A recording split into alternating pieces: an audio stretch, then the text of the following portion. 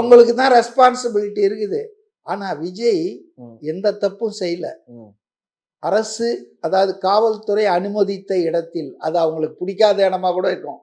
அவங்க முதல்ல கேட்ட இடம் கிடையாது. இருந்தாலும் அவர் ஒரு லா அபைடிங் சிட்டிசன்.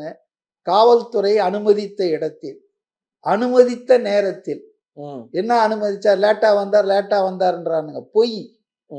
காவல்துறை மதுரை கோர்ட்லயே சொல்லியிருக்காங்க. என்ன, எப்ப அனுமதிச்சீங்கன்னு ஜட்ஜி கேட்டதுக்கு 27 செப்டம்பர் பிற்பகல் 3 மணிலேருந்து இரவு 10 மணி வரை 7 மணி நேரத்துக்குள்ள அவர் பண்ணிட்டு போலான்னு அனுமதி சொன்னாங்க.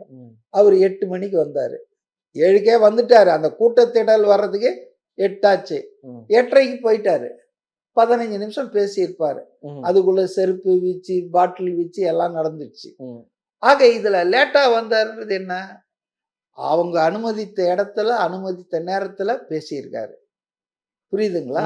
இப்ப இந்த மரணத்துக்கு எந்த விதமான பொறுப்பும் காரணமும் விஜய் இல்ல. விஜய் கட்சி இல்ல.